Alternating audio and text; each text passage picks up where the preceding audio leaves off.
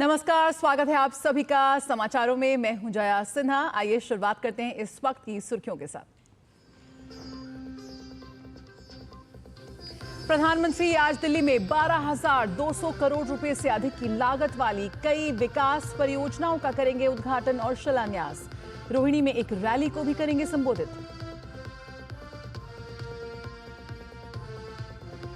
छत्तीसगढ़ के नारायणपुर में सुरक्षा बलों ने 4 नक्सलियों को ढेर किया। एक जवान भी हुआ शहीद। मौके पर भारी मात्रा में हथियार बरामद। तलाशी अभियान जारी। महाकुंभ के लिए सज गई प्रयागराज की धरती। 13 जनवरी से शुरू हो रहे आस्था के जमावड़े में साधु संत और श्रद्धालुओं का आना जारी।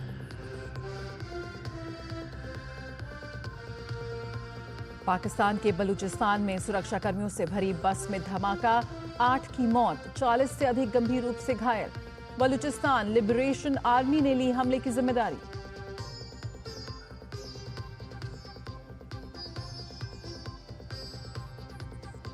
और सिडनी टेस्ट में ऑस्ट्रेलिया ने भारत को 6 विकेट से हराकर 10 साल बाद बॉर्डर गवास्कर ट्रॉफी पर किया कब्जा। जीत के साथ WTC के फाइनल में पहुंची कंगारू टीम।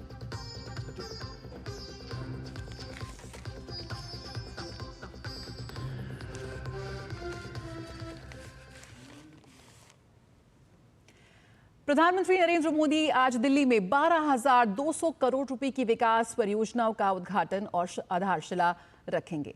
क्षेत्रीय संपर्क बढ़ाने और ईज ऑफ ट्रैवल सुनिश्चित करने की दिशा में गाजियाबाद के साहिबाबाद से न्यू अशोकनगर तक के 13 किलोमीटर लंबे नमो भारत रेल कॉरिडोर का उद्घाटन करेंगे। ये करीब 4,600 करोड़ रुपए की लागत से बना है। अब दिल्ली से मेरठ जाना अधिक सुविधाजनक होगा। दिल्ली की RRTS नमो भारत ट्रेन ये पहली कनेक्टिविटी होगी।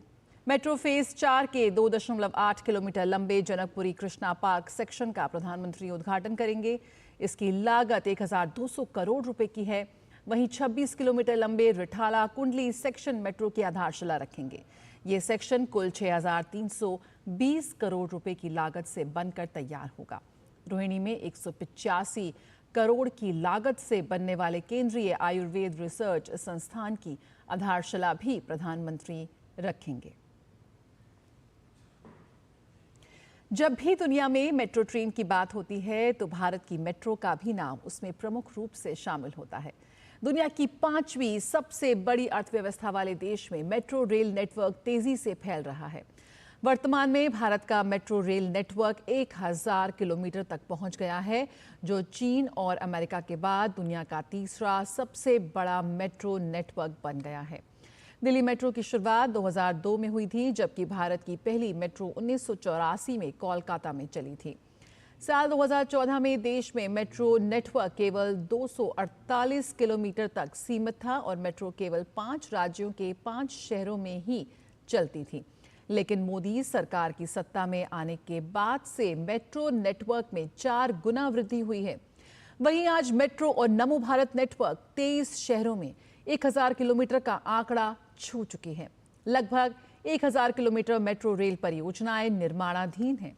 केंद्रीय मंत्री हरदीप सिंह पुरी के मुताबिक आने वाले 2 से 3 वर्षों में भारत अमेरिका को पीछे छोड़कर दूसरा सबसे बड़ा मेट्रो नेटवर्क वाला देश बन सकता है। पीएम मोदी ने एक्स पर एक वीडियो साझा करते हुए लिखा कि दिल्ली NCR के लिए आज का दिन बेहद महत्वपूर्ण है। आज पहली बार जहां नमो भारत ट्रेन राजधानी में प्रवेश करेगी, वहीं दिल्ली मेट्रो के विस्तार सहित कई विकास परियोजनाओं के उद्घाटन और शिलान्यास का सुअवसर मिलेगा।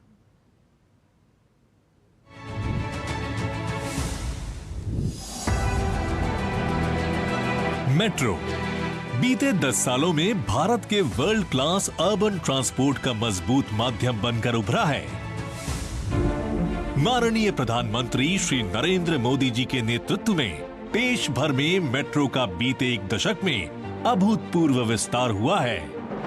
मई 2014 में जहां केवल 5 शहरों में 248 किलोमीटर का नेटवर्क था, वहीं आज मेट्रो और नमो भारत नेटवर्क 23 शहरों में 1,000 किलोमीटर का आंकड़ा छू चुकी है और लगभग 1,000 किलोमीटर नई मेट्रो रेल लाइनें निर्माणाधीन है। जब मेट्रो जैसी व्यवस्थाएं आती हैं तो शहर फैलता है, इससे आसपास का पूरा इकोसिस्टम बदलता है, आय के नए साधन विकसित होते हैं। इसी कड़ी में आज दिल्ली के करोड़ों लोगों को और भी मजबूत मेट्रो कनेक्टिविटी का उपहार मिलने जा रहा है। दिल्ली मेट्रो फेज 4 के तहत रिठाला से कुंडली तक 26.5 किलोमीटर का एक नया एलिवेटेड कॉरिडोर बनेगा, जो 3 राज्यों को जोड़ते हुए 21 स्टेशनों के साथ बेहतर सुविधाएं प्रदान करेगा। ये लाइन नरेला, बवाना और रोहिणी में बेहतर कनेक्टिविटी प्रदान करेगी। आज प्रधानमंत्री नरेंद्र मोदी जी के कर कमलों द्वारा इस कॉरिडोर का शिलान्यास किया जा रहा है। इसके साथ ही मेजेंटा लाइन, जो कि बोटैनिकल गार्डन से जनकपुरी पश्चिम को जोड़ती है, उसके 2.8 किलोमीटर लंबे जनकपुरी पश्चिम से कृष्णा पार्क मेट्रो कॉरिडोर का उद्घाटन आज माननीय प्रधानमंत्री श्री नरेंद्र मोदी जी के कर कमलों द्वारा किया जा रहा है। 20 अक्टूबर 2023 को माननीय प्रधानमंत्री श्री नरेंद्र मोदी जी द्वारा भारत के पहले नमो भारत कॉरिडोर दिल्ली गाजियाबाद मेरठ के प्राथमिक खंड का उद्घाटन किया गया। इस 82 किलोमीटर लंबे कॉरिडोर के 42 किलोमीटर के खंड पर नमो भारत ट्रेनों का परिचालन निरंतर जारी है। 30,000 करोड़ रुपए की इस परियोजना से रोजगार, व्यवसाय, शिक्षा, स्वास्थ्य व आवास तक सुगम पहुंच सुनिश्चित हुई है। आज दिल्ली वासियों के लिए एक ऐतिहासिक दिन है, जब पहली नमो भारत ट्रेन उत्तर प्रदेश के साहिबाबाद से दिल्ली के न्यू अशोक नगर में प्रवेश करेगी। इस 13 किलोमीटर लंबे खंड में न्यू अशोक नगर और आनंद विहार स्टेशन शामिल है, जिसका उद्घाटन आज माननीय प्रधानमंत्री जी के कर कमलों द्वारा किया जा रहा है। अब दिल्ली में 11 स्टेशनों के साथ 55 किलोमीटर का खंड जनता के लिए उपलब्ध होगा। साथ ही निर्बाध मल्टी मोडल एकीकरण से पूरे क्षेत्र के लाखों लोगों के लिए आवागमन अब और ज्यादा तीव्र, सुरक्षित और सुविधाजनक होगा। दिल्ली वासियों के बेहतर स्वास्थ्य देखभाल के लिए रोहिणी में स्थित केंद्रीय आयुर्वेद अनुसंधान संस्थान के एक नए भवन का शिलान्यास आज माननीय प्रधानमंत्री श्री नरेंद्र मोदी जी करने जा रहे हैं। 2.9 एकड़ क्षेत्र में 187 करोड़ रुपए की लागत से 30 महीने में बनने वाला ये भवन स्वास्थ्य अवसंरचना को सशक्त बनाएगा और आयुर्वेद के वैज्ञानिक अनुप्रयोगों को बढ़ावा देगा। इन सभी विकास परियोजनाओं से दिल्ली सहित पूरे एनसीआर के करोड़ों लोगों का जीवन आसान होगा और विकसित भारत के संकल्प को नई मजबूती मिलेगी। तो मिलने वाली है आज दिल्ली वासियों को एक बड़ी सौगात। नमो भारत ट्रेन के जरिए अब दिल्ली और मेरठ के बीच यात्रा करना और भी ज्यादा आसान हो जाएगा। फिलहाल साहिबाबाद और मेरठ साउथ के बीच 9 स्टेशनों के साथ कॉरिडोर का 42 किलोमीटर लंबा हिस्सा परिचालित है। इस उद्घाटन के साथ ही नमो भारत कॉरिडोर का परिचालित खंड 55 किलोमीटर का हो जाएगा, जिसमें 11 स्टेशन होंगे। लोग कितने उत्साहित हैं इस खंड के शुरू होने से, इसका जायजा लिया डीडी न्यूज टीम ने। नमो भारत ट्रेन अब दिल्ली में भी नमो भारत का दिल्ली में शुभारंभ होने जा रहा है। प्रधानमंत्री नरेंद्र मोदी नमो भारत कॉरिडोर के साहिबाबाद से आगे न्यू अशोक नगर दिल्ली तक के 13 किलोमीटर के अतिरिक्त खंड का उद्घाटन करने जा रहे हैं। हम इस समय मौजूद हैं नमो भारत कॉरिडोर पर, यानी कि Delhi Meerut rapid rail corridor का पहला सेक्शन जो दिल्ली के लिए खुलने जा रहा है, रविवार से आम जनता के लिए खोल दिया जाएगा। प्रधानमंत्री नरेंद्र मोदी इस सेक्शन पर साहिबाबाद स्टेशन पर हरी झंडी दिखाकर इस ट्रेन को रवाना करेंगे। लोग इसमें रोजाना यात्रा करते हैं, कुछ लोग हमारे साथ हैं, बात करते हैं। 20 अक्टूबर को स्टार्ट हुई थी लास्ट ईयर ये, और हम तब से इसमें रेगुलर ट्रैवल कर रहे हैं और हम काफ़ी बेसब्री से इंतज़ार कर रहे थे कि कब वो दिल्ली में एंटर करे। अब हम बहुत खुश हैं कि हम आगे मतलब अपना रूट कंटिन्यू कर सकते हैं। पहले हम बस से ट्रैवल करते थे तो बहुत जाम का एरिया होता था, हम बहुत लेट स्कूल पहुंचते थे जहां पर हम जॉब करते हैं। पर रैपिड में हम ट्रैवल करने लगे हैं तो हम बहुत मतलब टाइम पे ही पहुंच रहे हैं और टाइम से निकलते हैं तो घर भी हम जल्दी पहुंच जाते हैं। तो हमें तो बहुत अच्छा लग रहा है कि ये आनंद विहार तक लास्ट मतलब न्यू अशोक नगर इसका लास्ट स्टॉप होगा और हम आनंद विहार उतरेंगे तो हमारे लिए और भी टाइम सेव हो जाएगा। बहुत अच्छा रहेगा, जनमानस के लिए बहुत सुविधा हो जाएगी और लोगों को सुरक्षित यात्रा हो जाती है। सबसे अच्छी मेट्रो यात्रा भारत के जिस कोने में भी मेट्रो चली है, जब से ये चली है तो हमें बहुत अच्छा लगता है। 20 मिनट में सफ़र हो जाता है और दिल्ली से जुड़ जाएगी तो भारत की प्रोग्रेस होगी और हमारा देश ऐसी तरक्की करे। और ये बहुत अच्छी बात है। मेट्रो पूरे देश के बड़े शहरों में होना चाहिए, जनमानस को सुविधा का लाभ मिल जाता है। अगर ये आनंद विहार चालू रहेगी तो फिर मैं सीधे अपने घर से, मेरा बहुत ज़्यादा टाइम बचेगा। तो मोदी जी को मैं थैंक्स बोलना चाहूँगा जिन्होंने ये इतना काम करा हमारे लिए, तो थैंक यू मोदी जी। मेरठ से बच्चे दिल्ली के लिए पढ़ाई के लिए बच्चों का आना जाना बहुत आसान हो गया है। बहुत बधाई पूरे देश को इस चीज़ के लिए, बहुत बहुत शुक्रिया उनको, उन्होंने हमारे लिए इतनी हेल्प की। अभी हमारा जो सफ़र 2.5-3 घंटे लगते थे हमें मेरठ से आने में, वो हमारा 1-1.25 घंटे में सफ़र तय होगा, तो इससे हमें बहुत फ़ायदा होगा सर। दिल्ली से चालू हो जाएगी और ज़्यादा फ़ायदा हो जाएगा लोगों को। इससे ट्रैफिक कंट्रोल बहुत ज़्यादा होता है, इसमें फैसिलिटी भी अच्छी मिलती है। बहुत ज़्यादा शुक्रगुजार है कि फर्स्टली आपने इस चीज़ को चालू करा दिया। जो हमारा ट्रैवलिंग का रहता था, जो इंसान को हेक्टिक जाती थी ट्रैवलिंग थ्रू द बस और ऑटो वगैरह, लेकिन अभी जैसे रैपिड स्टार्ट हुई है तब से काफ़ी ज़्यादा हमें कंफर्टेबलनेस फील हुई। जो मेनली आज सर्दियों के टाइम पे सर्दियाँ लगती है तो मेनली यहाँ पे आपने जो सुविधा दे रखी है, इससे हम बहुत ज़्यादा आग्रचित है, हम कंफर्टेबल फील करते हैं। काफ़ी अच्छा सेटिस्फाइंग ट्रैवल रहता है हमारा। और भी जो ये दिल्ली तक ट्रैवल जाएगी तो काफ़ी ज़्यादा बेनिफिशियल रहेगा। आरामदायक यात्रा के साथ ही नमो भारत ट्रेन में महज 35 से 40 मिनट में ही दिल्ली से मेरठ तक पहुंचा जा सकेगा। कैमरामैन नवीन कुमार के साथ गिरीश निशाना, डीडी न्यूज, साहिबाबाद। जम्मू कश्मीर की बात करें तो वहां घूमना अब पर्यटकों के लिए और सुविधाजनक हो गया है। केंद्रीय सड़क परिवहन और राजमार्ग मंत्री नितिन गडकरी ने जानकारी दी है कि 224.44 करोड़ रुपए की लागत से जम्मू कश्मीर में बनिहाल शहर तक 2.35 किलोमीटर लंबे 4 लेन बाईपास सड़क का निर्माण पूरा हो गया है। ये बाईपास रणनीतिक रूप से महत्वपूर्ण NH-44 के रामबन बनिहाल खंड पर स्थित है। इस बाईपास में 1513 मीटर तक फैले 4 पुल और 3 पुलियां हैं। इसके बन जाने से सड़क किनारे मौजूद बाजारों और दुकानों से होने वाली यातायात रुकावटें प्रभावी ढंग से दूर होंगी। शुरुआत में 2 लेन पर यातायात शुरू होगा, वहीं जंक्शन के विकास के बाद 15 दिनों के भीतर 4 लेन पर यातायात शुरू हो जाएगा। इसके बनने से पर्यटकों और कश्मीर घाटी के रास्ते में सुरक्षा कर्मियों के वाहनों को जाम का सामना नहीं करना पड़ेगा और गंतव्य तक पहुंचने में समय भी कम लगेगा। इससे क्षेत्रीय संपर्क में सुधार के साथ राष्ट्रीय सुरक्षा रसद को मजबूती और क्षेत्र में पर्यटन को बढ़ावा मिलेगा।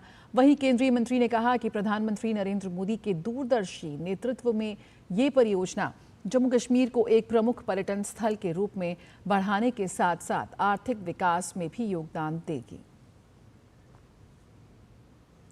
भारतीय रेलवे ने उधमपुर श्रीनगर बारामूला रेल लिंक परियोजना के कटरा बनिहाल स्टेशन पर चिनाब पुल पर ट्रेन सेवा का सफलतापूर्वक ट्रायल रन किया। USBRL के मुख्य प्रशासनिक अधिकारी संदीप गुप्ता ने कहा कि ये पहला ट्रायल रन नहीं है और अंतिम निरीक्षण रेलवे सुरक्षा आयुक्त 7 जनवरी को करके 8 जनवरी को अपनी रिपोर्ट देंगे। ये फर्स्ट ट्रायल नहीं है, ये कई सारे ट्रायल्स की सीरीज में एक ट्रायल था। 7 और 8 तारीख को कमिश्नर रेलवे सेफ्टी का सेफ्टी इंस्पेक्शन है कटरा रियासी सेक्शन का। उसी इंस्पेक्शन में वो बनिहाल से लेकर के कटरा से 110 की स्पीड से ट्रायल भी करेंगे। उसी की कड़ी में, उसी के सिलसिले में हमने एक ट्रायल किया है जो कटरा से बनिहाल, बनिहाल से कटरा किया है, जिसमें कि वेब 7 का लोको था, इलेक्ट्रिकल लोको था, LHB कोचेस थे और एक इंस्ट्रक्शन कार थी। छत्तीसगढ़ के नारायणपुर में सुरक्षा बलों से मुठभेड़ में 4 नक्सली ढेर हुए। वहीं इस मुठभेड़ में जिला रिजर्व गार्ड का एक जवान शहीद हुआ है। नक्सल विरोधी अभियान के तहत जिला रिजर्व गार्ड और STF के संयुक्त दल को शुक्रवार को अबूझमाड़ क्षेत्र में रवाना किया गया था। इसमें नारायणपुर, दंतेवाड़ा, जगदलपुर, कोंडागांव जिले की DRG के साथ STF के जवान भी शामिल थे। कल शाम से सुरक्षा बलों और नक्सलियों के बीच रुक रुक कर मुठभेड़ हो रही थी। मिली जानकारी के मुताबिक कल देर रात करीब 1000 जवानों ने नक्सलियों के कोर इलाके को घेर लिया था। दोनों तरफ से रुक रुक कर गोलीबारी हुई। इस मुठभेड़ में सुरक्षा बलों ने 4 माओवादियों को मार गिराया और इसमें DRG का एक जवान सन्नू कारम शहीद हो गया। जवान अब भी मौके पर ही मौजूद हैं।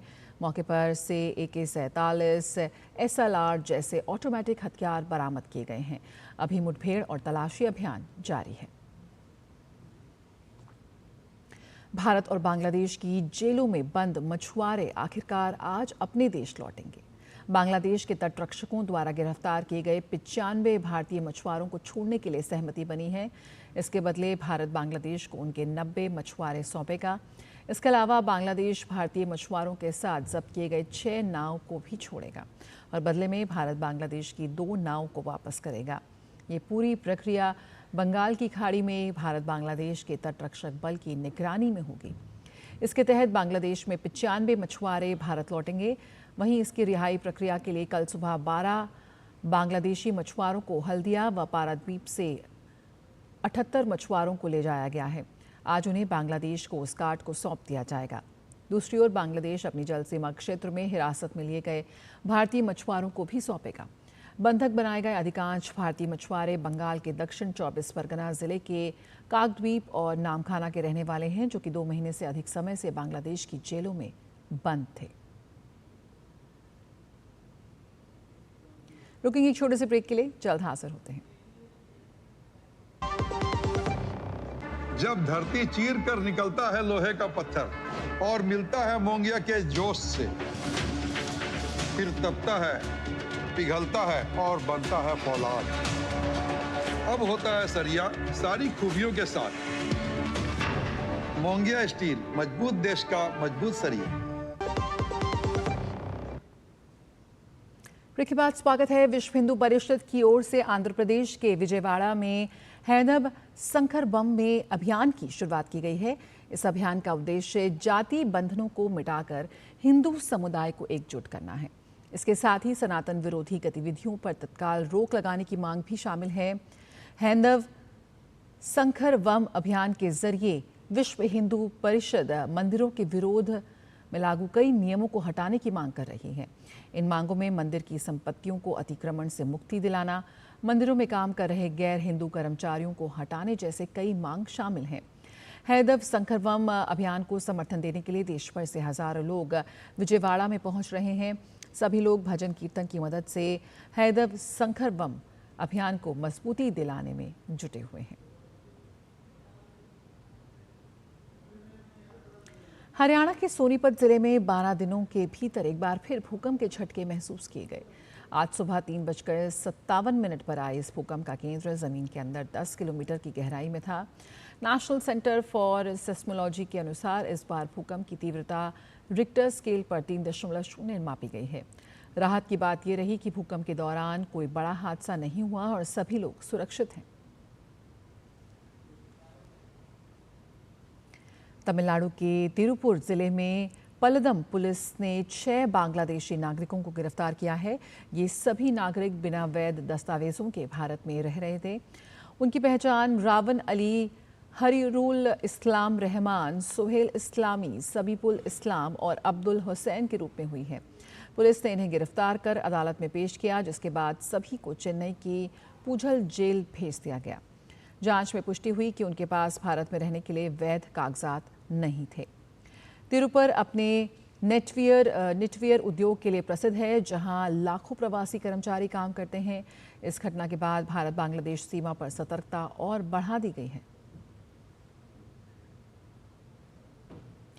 महाकुंभ की तैयारियों के बीच संगम नगरी प्रयागराज में अखाड़ों का आगमन शुरू हो चुका है।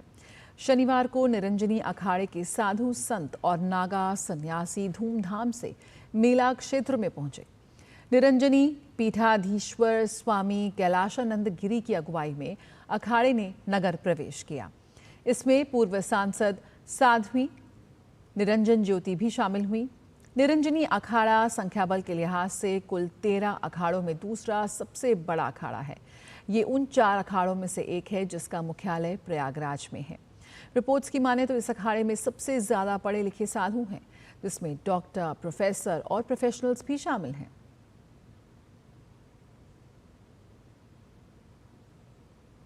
महाकुंभ में शामिल होने के लिए साधु, संत, महात्मा, ऋषिगण और सनातन धर्मावलंबी पधार रहे हैं।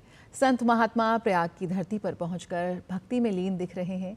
महाकुंभ को लेकर महात्माओं का कहना है कि महाकुंभ में आने से मात्र से ही मनुष्य को सभी जन्मों का पुण्य प्राप्त हो जाएगा। इस महाकुंभ में सभी सनातन धर्मावलंबी आना चाह रहे हैं, संगम स्नान करना चाह रहे हैं। जितने भी इस श्रेणी में आते हैं सभी लोग यहाँ पर आएंगे, सादर मज्जन करेंगे, स्नान करेंगे और संतों का दर्शन करेंगे। जो लोग, मुझे लगता है कि इस बार जो भी लोग महाकुंभ मेला में प्रवेश कर जाएंगे तो समझ लेना धर्म, अर्थ, काम, मोक्ष, चतुर्थ पुरुषार्थ जो होता है अपने सनातन धर्म में, उनको प्राप्त हो जाएगा। तीर्थराज प्रयागराज में धर्म कर्म करने से तुरंत ही फल मिलता है। हमारे ऋषियों की परंपरा है, पहले से राम जी की परंपरा है, ये संतों की, ऋषियों की। प्रयागराज में सब ऋषि मुनि सब विराजमान होते थे और यहाँ स्नान किया करते थे, साधु संतों के खाल से लगते थे। हम लोग वैसे तो पूरे भारत में से जगह जगह से संत लोग आए हैं, हिमाचल से आए हैं, बद्रीनाथ से आए हैं, केदारनाथ से आए हैं, गौमुख से आए हैं और हम लोग वृंदावन से आए हैं। महाकुंभ के लिए प्रयागराज में तैयारियों को अंतिम रूप दिया जा रहा है। श्रद्धालुओं के लिए आवाजाही आसान बनाने के लिए 30 अस्थायी पुलों का निर्माण किया जा रहा है। वहीं गंगा नदी के पार साधु संतों को अखाड़ा लगाने के लिए जमीन दी गई है। आइए आपको दिखाते हैं महाकुंभ की तैयारियों से जुड़ी ये खास रिपोर्ट। महाकुंभ की ये पावन धरा प्रयागराज आप सभी का स्वागत कर रही है। इसको इस तरह तैयार किया जा रहा है कि जब आप आएँ तो आपको किसी भी असुविधा का सामना न करना पड़े। गंगा और यमुना में बनाए गए पुल आपको इस तरफ से उस तरफ बिना नाव की यात्रा के पार करेंगे। ये लगभग 30 पुल बनाए गए हैं। जो गंगा के उस तरफ आपको एरिया दिख रहा है, वहाँ अखाड़ों के लिए भूमि दी गई। जो अखाड़े हैं वो अपना आश्रम बना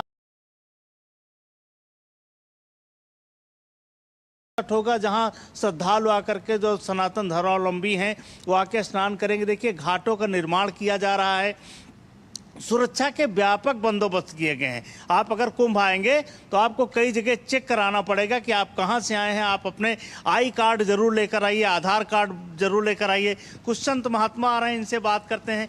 क्या महाकुंभ होने जा रहा है, क्या महत्तम है इसका और किस तरह दुनिया के लोग यहाँ आने को तैयार हैं? इसमें तो पूरे विश्व के लोग आने के लिए तैयार हैं और ये कभी कभार ऐसा पुण्यकर्म किसी के उदय होते हैं और ये तो वैसे भी महाकुंभ है, 144 वर्ष के बाद आ रहा है।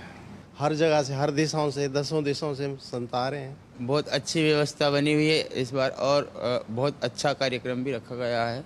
पूरे विश्व के संत महात्माओं का स्नान, आवागमन, स्नान वगैरह हुआ। जो व्यवस्था है वो अंतिम दौर में है, जो तैयारियां हैं वो अंतिम दौर में है और सरकार का प्रयास ये है कि जो भी कुंभ आए वो यहाँ से उत्तर प्रदेश की झलक लेकर जाए और ये लगे कि और केंद्र और प्रदेश में जो सरकार है उसने किस तरीके से कुंभ का आयोजन किया। तो ये ब्रांडिंग है देश की भी, उत्तर प्रदेश की भी। तो पूरी ऊर्जा के साथ सरकार लगी हुई है। आप लोग आइए, कुंभ का आनंद लीजिए और यहाँ अपने पूर्ण लाभ प्राप्त करिए। कैमरामैन विवेक कश्यप के साथ रामेंद्र सिंह, प्रयागराज कुंभ। और संगम तट पर स्थानीय प्रशासन आने वाले श्रद्धालुओं के लिए तमाम इंतजाम कर रहा है। डीडी न्यूज टीम ने वहां की तैयारियों का जायजा लिया। डीडी न्यूज दिल्ली की टीम संगम तट प्रयागराज पर अभी मौजूद है, जहां पर हम तैयारियों का जायजा लेने के लिए पहुंचे हैं। आप देख सकते हैं हमारी दाहिनी तरफ कि ये संगम तट है और यहाँ पर महाकुंभ की तैयारियाँ पूरे शबाब पर हैं। 13 जनवरी से महाकुंभ का शुभारंभ हो रहा है और ये रात का मौसम है। इसके बावजूद लोग आस्था की डुबकी लगाने के लिए यहाँ पहुँच रहे हैं और इसके लिए उत्तर प्रदेश शासन की बात करें या फिर भारत सरकार की बात करें, तमाम तरह की जो कवायदें हैं वो पूरी की जा रही हैं और लगातार उत्तर प्रदेश शासन का पूरा अमला इस प्रशासनिक व्यवस्था को चुस्त दुरुस्त करने में जुटा हुआ है। और आप हमारी दाहिनी तरफ ये देख सकते हैं ये नज़ारा कि किस तरीके से पूरे संगम तट को दूधिया रोशनी से नहा दिया गया है। जो तट हैं वहाँ पर झंडे लगे हुए हैं और तमाम जो दूर दूर तक जहाँ तक आपकी नज़रें जा रही हों, लोग दिन रात एक कर मशक्क़त कर रहे हैं कि तैयारियों को फुल प्रूफ किया जाए, तैयारियों को अंतिम रूप दिया जाए। क्योंकि 13 जनवरी से महाकुंभ की शुरुआत हो जाएगी, उस दिन पहला स्नान होगा और 14 तारीख को मकर संक्रांति के दिन दूसरा स्नान होगा। महाकुंभ के मौके पर 14 जनवरी को यहाँ आस्था की डुबकी लगाने जब लोग पहुँचेंगे तो यहाँ का नज़ारा वाकई विहंगम होगा, भव्य दिव्य नज़ारे के साथ महाकुंभ का 13 जनवरी को शुभारंभ हो जाएगा। अपने कैमरामैन संदीप के साथ संगम तट प्रयागराज से मैं राजेश राज, डीडी न्यूज़ के लिए। और अब बात करते हैं भारतीय अंतरिक्ष अनुसंधान संगठन इसरो की, जिसने POEM यानी कि POM4 प्लेटफॉर्म पर पहले स्वदेशी अंतरिक्ष रोबोटिक आर्म के सफल संचालन के साथ महत्वपूर्ण उपलब्धि हासिल की है। ये RRMTD चलने की क्षमता वाला भारत का पहला अंतरिक्ष रोबोटिक मैनिपुलेटर है। इसके साथ इसरो ये उपलब्धि हासिल करने वाली दुनिया की 5वीं अंतरिक्ष एजेंसी बन गई है। POM4 mission PSLV C60 SPARDEX mission का हिस्सा है, जो कि वैज्ञानिक प्रयोगों के संचालन के लिए एक मंच के रूप में ध्रुवीय उपग्रह प्रक्षेपण यान PSLV के चौथे चरण का उपयोग करता है। इसमें माइक्रोग्रेविटी परीक्षण और जीवित कोशिकाओं से जुड़े जैविक प्रयोग शामिल हैं, जो कि पहली बार भारतीय निर्मित रॉकेट पर अंतरिक्ष में किए जाएंगे। रोबोटिक आर्म को relocatable robotic manipulator technology demonstrator के रूप में जाना जाता है। इसे भी स्पेडेक्स के साथ भेजा गया था। इसरो ने एक्स पर इस सफलता के गौरवमयी क्षणों को साझा किया है। फुटेज में आर्म की कार्रवाई के प्रमुख चरणों को प्रदर्शित करते हुए इसकी क्षमताओं को दिखाया गया है। इसे इसरो इनर्शियल सिस्टम यूनिट द्वारा विकसित किया गया है। साथ ही इसको स्वदेशी रोबोटिक जोड़ों, आर्म कंट्रोलर और विजुअल सर्वोइंग सिस्टम जैसे उन्नत तकनीक के साथ डिजाइन किया गया है। रोबोटिक आर्म में सटीक आंखों के लिए कैमरे लगाए गए हैं, वहीं इसमें सुरक्षा के लिए कई स्तर की व्यवस्था भी है। स्पैडेक्स के चेंजर उपग्रह ने अंतरिक्ष से पृथ्वी का पहला वीडियो सफलतापूर्वक कैप्चर किया है, जिसमें पृथ्वी के महासागरों और घूमते बादलों का एक शानदार दृश्य प्रस्तुत किया गया है। 4 जनवरी को इसरो ने सोशल मीडिया पर वीडियो जारी किया। स्पैडेक्स मिशन इसरो के महत्वाकांक्षी स्वायत्त डॉकिंग मिशन में एक प्रमुख मील का पत्थर है। उपग्रह द्वारा पृथ्वी की कक्षा में लगभग 400 किलोमीटर ऊपर से परिक्रमा करते समय फिल्माए गए नए जारी किए गए फुटेज में इसकी उन्नत इमेजिंग क्षमताओं को दिखाया गया है और मिशन के अगले महत्वपूर्ण चरण के लिए तत्परता का संकेत दिया गया है। चेंजर उपग्रह 7 जनवरी को अंतरिक्ष में लक्षित उपग्रह के साथ डॉक करने के लिए तैयार है, जिससे रूस, अमेरिका और चीन के बाद भारत इस उन्नत तकनीक में महारत हासिल करने वाला चौथा देश बन जाएगा। ये ऑपरेशन भारत के पहले सहयोगी अंतरिक्ष डॉकिंग अभ्यास को चिन्हित करेगा।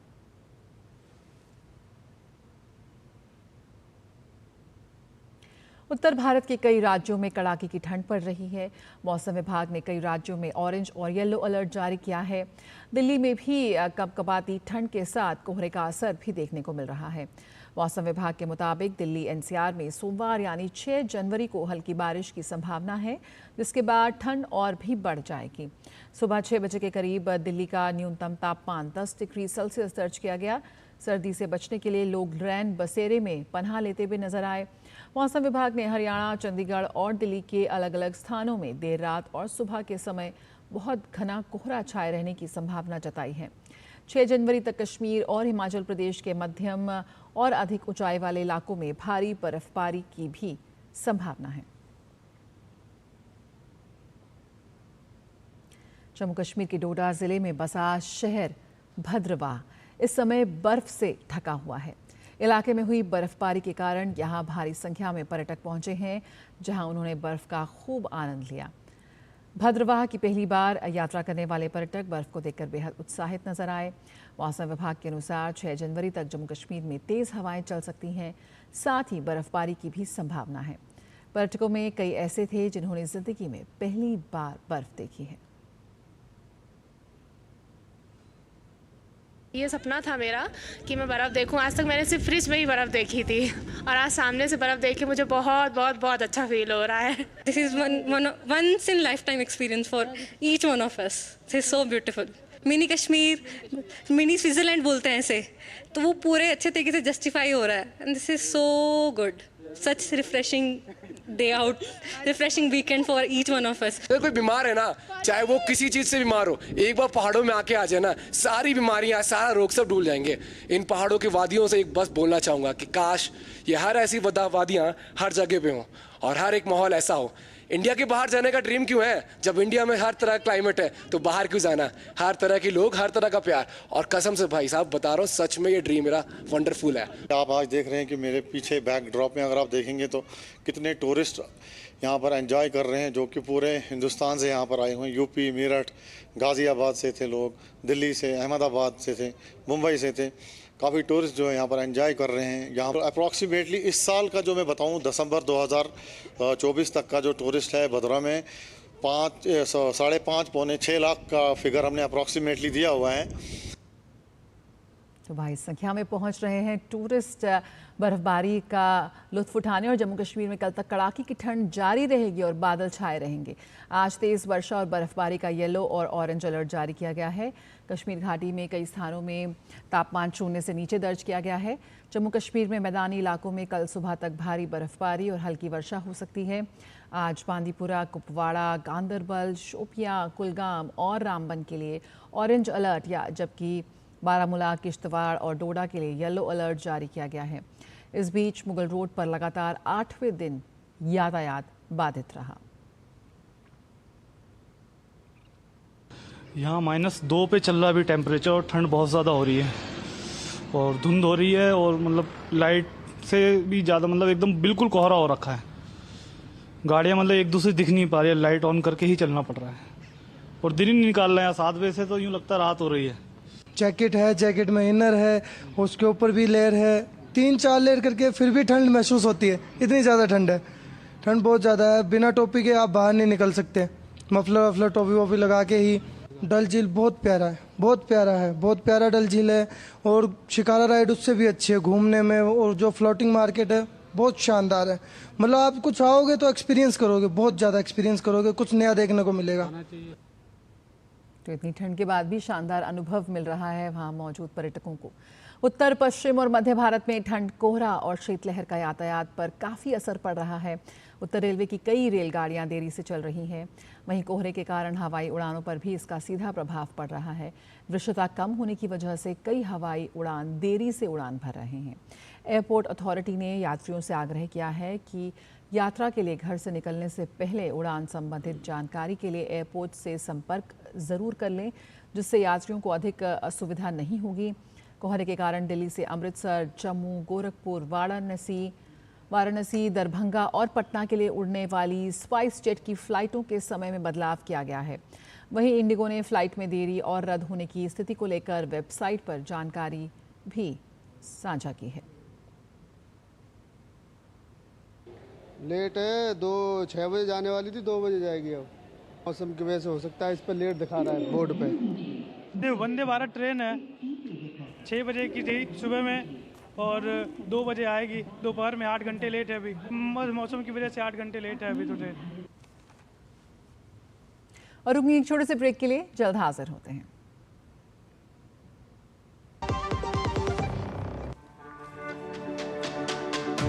मेरी पसंद, मेरी पसंद,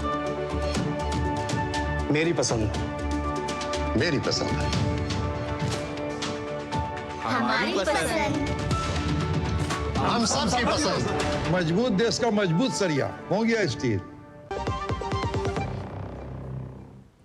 और खबरों में आगे बढ़ने से पहले इस वक्त की सुर्खियों पर एक बार फिर डाल लेते हैं नजर। प्रधानमंत्री अब से कुछ देर बाद दिल्ली में 12,200 करोड़ रुपए से अधिक की लागत वाली कई विकास परियोजनाओं का करेंगे उद्घाटन और शिलान्यास। रोहिणी में एक रैली को भी करेंगे संबोधित।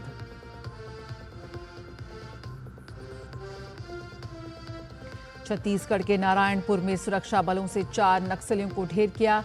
एक जवान भी हुआ शहीद। मौके पर भारी मात्रा में हथियार बरामद, तलाशी अभियान जारी।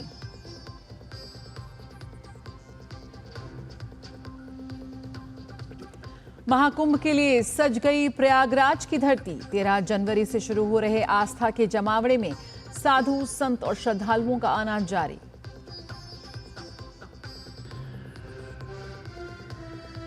पाकिस्तान के बलूचिस्तान में सुरक्षाकर्मियों से भरी बस में धमाका, 8 की मौत, 40 से अधिक गंभीर रूप से घायल।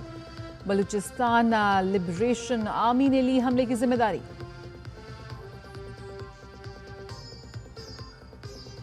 और सिडनी टेस्ट में ऑस्ट्रेलिया ने भारत को 6 विकेट से हराकर 10 साल बाद बॉर्डर गवास्कर ट्रॉफी पर कब्जा किया।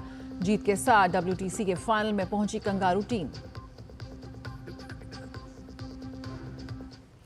राज्यसभा सांसद स्वाति मालीवाल ने महिलाओं को 1000 रुपए नहीं देने को लेकर पंजाब की आम आदमी पार्टी सरकार पर हमला बोला है। उन्होंने अपने एक्स पोस्ट में कहा कि 2022 में पंजाब की हर महिला को 1000 प्रति महीने मिलना था। आज 2025 चल रहा है, अब तक पंजाब की महिलाओं को एक भी रुपया नहीं मिला है।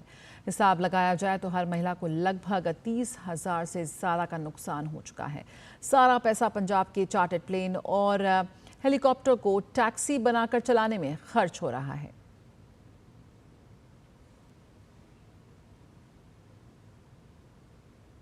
दिल्ली में विधानसभा चुनाव को लेकर भाजपा और आम आदमी पार्टी में पोस्टर वॉर जारी है।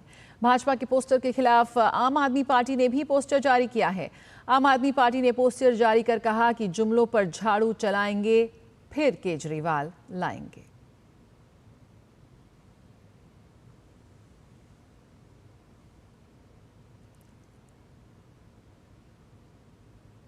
तो दिल्ली चुनावों को लेकर माहौल गर्माता हुआ। दिल्ली में विधानसभा चुनाव से पहले भारतीय जनता पार्टी और आम आदमी पार्टी के बीच पोस्टर वॉर जारी है। दिल्ली भाजपा ने आज 2 पोस्टर जारी किए हैं। पहले पोस्टर में भाजपा ने कहा कि दिल्ली के दिल में मोदी, तो वहीं दूसरे पोस्टर में भाजपा ने आपको आपदा बताते हुए कहा कि आपदा जाएगी, भाजपा आएगी। प्रधानमंत्री मोदी ने शुक्रवार को दिल्ली के अशोक विहार में हुई जनसभा में आम आदमी पार्टी यानी कि आप की तुलना आपदा से की थी और कहा था कि अब इस आपदा को दिल्ली वाले नहीं सहेंगे। भारतीय नौसेना ने विशाखापट्टनम के रामकृष्णन बीच पर ऑपरेशन डेमो में अपनी प्रतिभा का प्रदर्शन किया। इस आकर्षक कार्यक्रम में नौसेना कर्मियों ने नौसेना की संचालन उत्कृष्टता को प्रदर्शित किया। ऑप्स डेमो में कई युद्धपोतों, विमानों, पनडुब्बी और मार्कोस यानी मरीन कमांडो की समुद्री शक्ति का प्रदर्शन किया गया। भव्य समापन में पारंपरिक बीटिंग रिट्रीट समारोह, शानदार कंटिन्यूटी ड्रिल और आकर्षक लेजर और ड्रोन शो का आयोजन किया, जिसे देखकर लोग चकित हो गए। इस कार्यक्रम में मुख्य अतिथि के रूप में आंध्र प्रदेश के मुख्यमंत्री चंद्रबाबू नायडू उपस्थित थे और इसकी मेजबानी पूर्वी नौसेना कमान के flag officer commanding in chief vice admiral Rajesh Pendharkar ने की। साथ ही आंध्र प्रदेश के मुख्य न्यायाधीश, वरिष्ठ गणमान्य व्यक्तियों और स्थानीय नागरिकों और पर्यटकों सहित लाखों लोग इस कार्यक्रम में शामिल हुए। वहीं कई लोग इस कार्यक्रम में वर्चुअली शामिल हुए। भारतीय तटरक्षक बल की ओर से कोच्चि मैराथन का आयोजन किया गया। कोच्चि महोत्सव के अंतर्गत आयोजित हुए इस मैराथन में हजारों की संख्या में लोगों ने हिस्सा लिया। अलग अलग श्रेणियों में आयोजित इस मैराथन में कई राज्यों के धावकों ने भी हिस्सा लिया।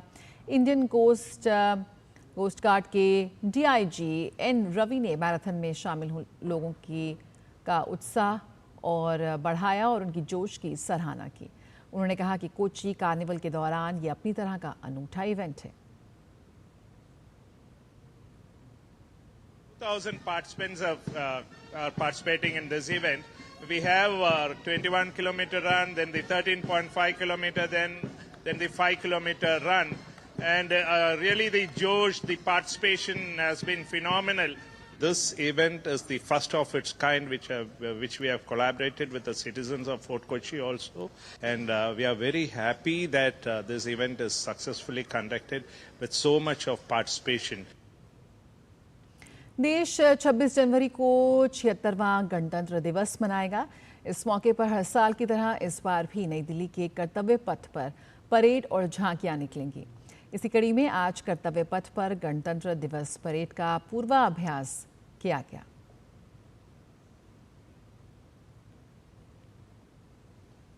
पाकिस्तान के बलूचिस्तान के तुर्बत इलाके में हुए आत्मघाती बम धमाके में 8 सुरक्षाकर्मियों की मौत हो गई और 40 से ज़्यादा लोग घायल हो गए। ये हमला तुर्बत के ढांग क्षेत्र में हुआ। फ्रंटियर कोर के अर्धसैनिक बलों को ले जा रही एक बस बंदरगाह शहर कराची से दक्षिण पश्चिमी तुर्बत शहर जा रही थी, जब शहर से लगभग 7 किलोमीटर 4 मील यानी कि पश्चिम में इसे निशाना बनाया गया। धमाके में अधिकांश घायल सुरक्षाकर्मी बताए जा रहे हैं। बलूच लिबरेशन आर्मी ने इस हमले की जिम्मेदारी ली है। हमले के बाद सुरक्षा बलों ने इलाके की घेराबंदी कर जांच शुरू की और घायलों को अस्पताल भेजा। BALA ने इसे पाकिस्तानी सेना पर किया गया फिदाइन हमला करार दिया है और बता दें कि बलूचिस्तान में सुरक्षा बलों और अलगाववादी समूहों के बीच संघर्ष जारी है। ये क्षेत्र पाकिस्तान के लिए लगातार चुनौतीपूर्ण बना हुआ है। और बांग्लादेश में 2024 में वाहनों का पंजीकरण 15% गिरकर एक दशक के निचले स्तर पर आ गया है। बांग्लादेश सड़क परिवहन प्राधिकरण की रिपोर्ट के अनुसार निजी कार, बस, ट्रक, मोटरसाइकिल और पिकअप वैन सहित लगभग सभी प्रकार के वाहनों के पंजीकरण में 2024 में लगातार दूसरे वर्ष गिरावट आई है। कार डीलरों और आयातकों ने कहा है कि सुस्त अर्थव्यवस्था, उच्च मुद्रास्फीति और बढ़ती डॉलर विनिमय दर ने परिवहन क्षेत्र पर असर डाला है। वे इस गिरावट के पीछे बदली हुई राजनीतिक स्थिति और राजनीतिक अनिश्चितता को भी जिम्मेदार मानते हैं। BRTA के आंकड़ों के अनुसार 2024 में 3.08 लाख वाहन पंजीकृत किए गए, जो 2023 की तुलना में 14.69% कम है। 2023 में 3.61 लाख वाहन पंजीकृत किए गए थे।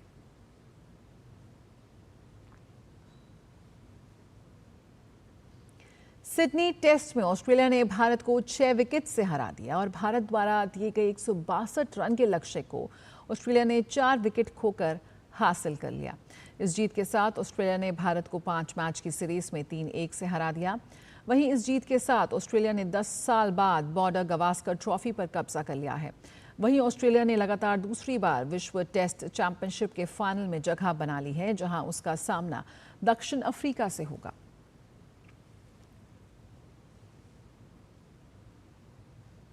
इससे पहले मैच के तीसरे दिन भारत ने अपनी दूसरी पारी में 6 विकेट पर 141 रन से आगे खेलना शुरू किया।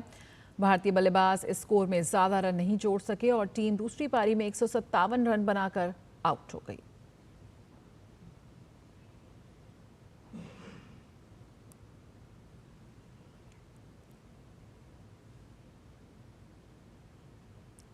सिडनी टेस्ट में भारतीय बल्लेबाजी ताश के पत्तों की तरह बिखरी, लेकिन एक बल्लेबाज जिसका सस्ते में आउट होना टीम इंडिया के लिए दिक्कत बन रहा है, वह नाम है विराट कोहली। कोहली अपने फॉर्म से दूर नजर आ रहे हैं और बॉर्डर गवास्कर ट्रॉफी के पहले टेस्ट को छोड़कर बाकी 4 टेस्ट में ये बल्लेबाज अपने फॉर्म से कोसों दूर दिखा। आइए देखते हैं एक खास रिपोर्ट।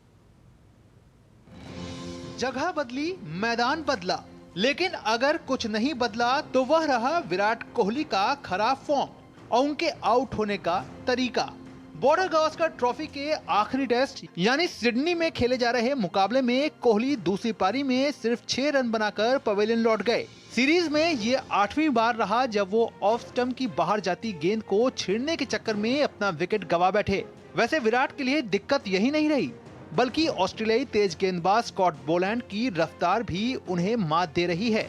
बोलैंड ने कोहली को 5 पारी में चौथी बार आउट किया। बोलैंड के खिलाफ कोहली का बल्लेबाजी औसत सिर्फ 7.6 का रहा, जबकि स्ट्राइक रेट 36.5 का। वहीं मौजूदा बॉर्डर गवास्कर ट्रॉफी में कोहली के प्रदर्शन पर गौर करें तो वो भी निराशा की बड़ी तस्वीर के रूप में सामने है। कोहली ने 5 मैच की 9 पारी में सिर्फ 23.75 के औसत से 190 रन बनाए हैं। कोहली 5 पारी में दहाई का आंकड़ा तक पार नहीं कर सके हैं। बॉर्डर गवास्कर ट्रॉफी में कोहली के स्कोर कार्ड को देखा जाए तो उन्होंने 5 नॉट आउट, 100, 7, 11, 3, 36, 5, 17 और 6 रन का स्कोर किया है। विराट कोहली की पिछली 20 टेस्ट पारी को उठाकर देखा जाए तो उन्होंने सिर्फ 1 शतक जमाया है। तो जाहिर तौर पर किंग कोहली के लिए ये दौरा निराशा की बड़ी तस्वीर के रूप में सामने है और कुछ सवाल उनके सामने हैं जिसका जवाब शायद उनको अपने अच्छे फॉर्म से ही देना पड़ेगा। Sports desk, TD news. MMA champion पहलवान संग्राम सिंह ने भारतीय सेना के जवानों के साथ मिलकर fit India Sunday on cycle कार्यक्रम में हिस्सा लिया। इस साइकिलिंग इवेंट की शुरुआत दिल्ली के मेजर ध्यानचंद स्टेडियम से हुई। संग्राम सिंह ने युवाओं को किसी भी तरह के नशे से दूर रहने की सलाह दी और फिट इंडिया को सरकार की अच्छी पहल बताया।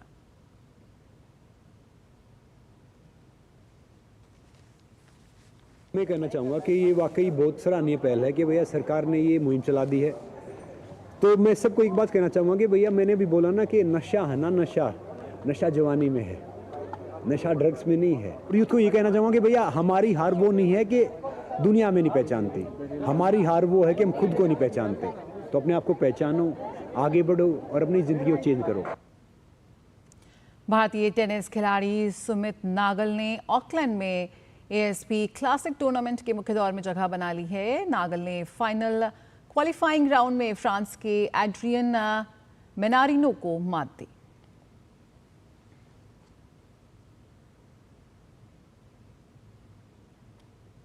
ला लीगा में रियल मैड्रिड की टीम ने एक बार फिर शीर्ष स्थान हासिल कर लिया है। टीम ने एक बेहद रोमांचक मुकाबले में वेलेंसिया की टीम को 2-1 से हरा दिया। हालांकि इस मुकाबले में पहला गोल ह्यूगो ड्यूरो की ओर से आया, लेकिन इसके बाद दूसरे हाफ के खत्म होने से ठीक पहले ल्यूका मॉड्रिच और जूड बेलिंगम ने गोल दाग रियल मैड्रिड को 2-1 से जीत दिला दी। रियल मैड्रिड टीम की कोशिश है कि वे 37वीं बार ला लीगा की चैंपियन बनकर सामने आए।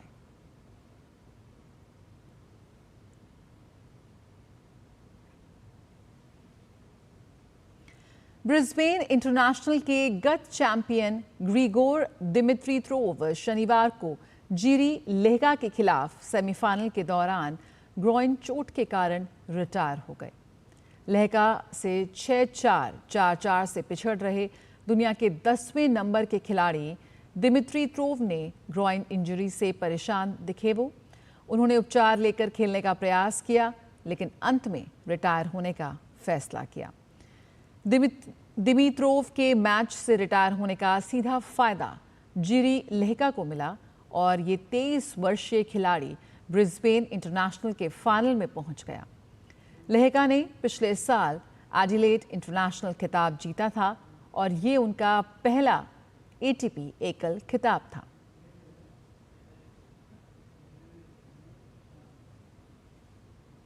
रुकेंगे एक छोटे से ब्रेक के लिए, जल्द हाजिर होते हैं।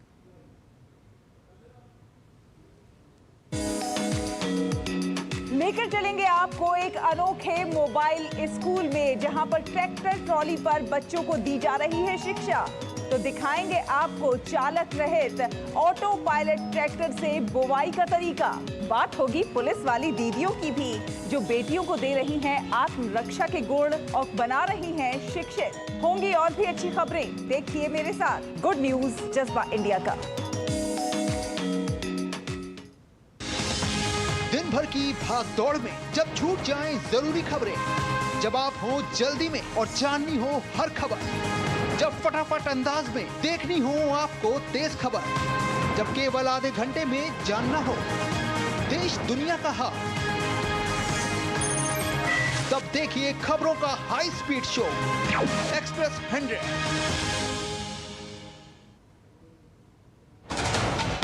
कश्मीर से कन्याकुमारी तक, कच्छ से कामाख्या तक, राज्यों की राजधानियों से प्रदेशों के कोने कोने तक, होगी हर राज्य के हर हिस्से की पूरी खबर। देखिए भारत एट 7 खबर राज्यों की DD न्यूज पर।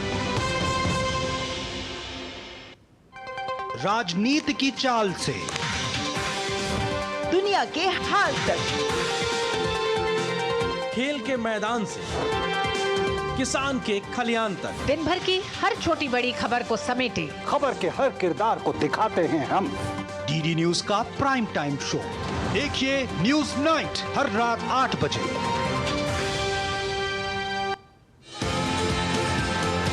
भारत का वैभवशाली इतिहास, हमारी समृद्ध कलाएं, सदियों से हैं हमारी पहचान।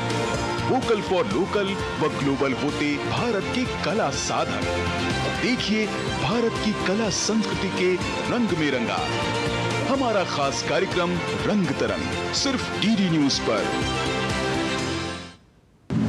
दुनिया की बिसात शहमात का खेल, वैश्विक कूटनीति, सियासी तालमेल, उभरती नई विश्व व्यवस्था, पर्यावरण, अर्थव्यवस्था, ग्लोबल वार्मिंग ही नहीं, ग्लोबल वार्निंग भी, जंग का जुनून हो या शांति की पहल, देश देशांतर से जिसका सरोकार। बात दुनिया जहान की, खबर दुनिया की।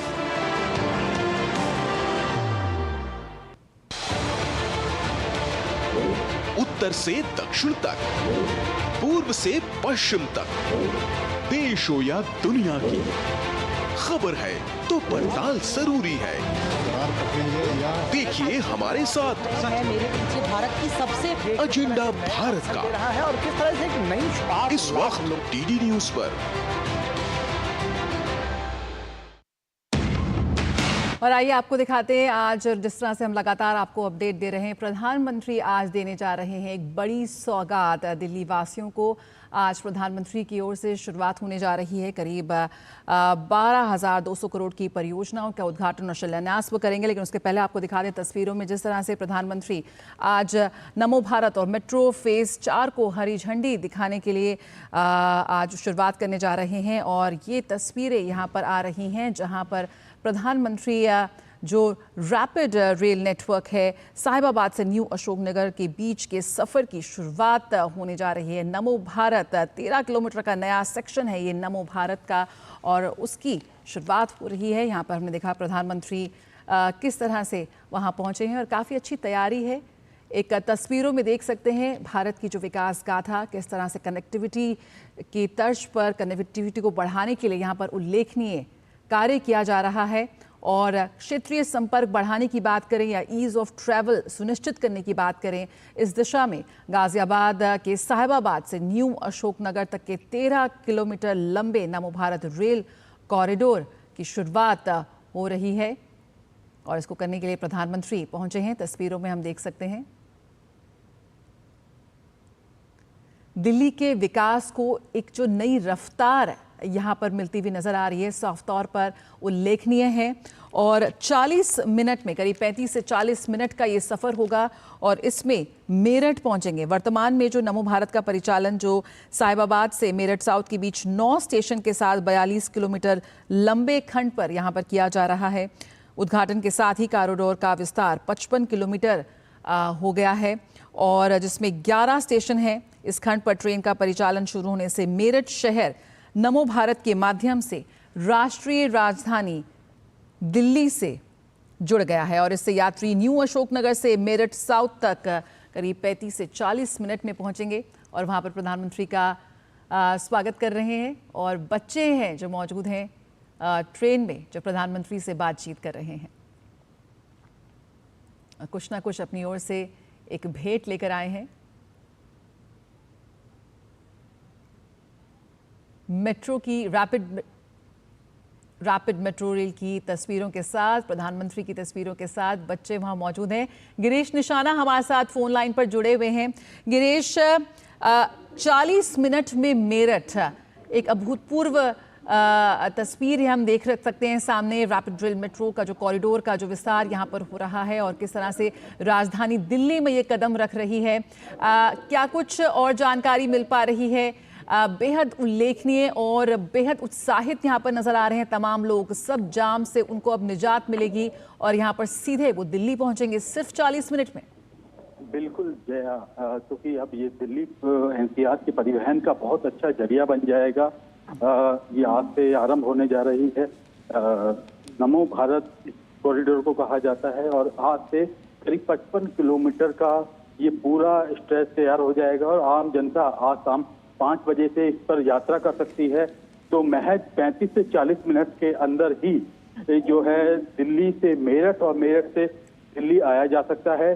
तो अपने आप में दिल्ली एनसीआर के वासियों के लिए एक बड़ी उपलब्धि आज से शुरू हो गई है। प्रधानमंत्री नरेंद्र मोदी आज इसे विधिवत रूप से हरी झंडी दिखाकर रवाना करेंगे। हालांकि प्रधानमंत्री नरेंद्र मोदी ने अब से कुछ देर पहले साहिबाबाद स्टेशन से इस रैपिड रेल जो नमो भारत रेल है इसके अंदर यात्रा करके यहाँ तक न्यू अशोकनगर तक पहुंचे हैं और इस यात्रा के दौरान उन्होंने कुछ बच्चों से बातचीत की।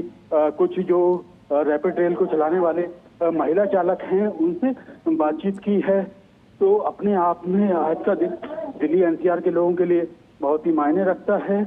और अब से कुछ देर बाद जो है करीब शाम को 5 बजे इसे आम जनता के लिए खोल दिया जाएगा।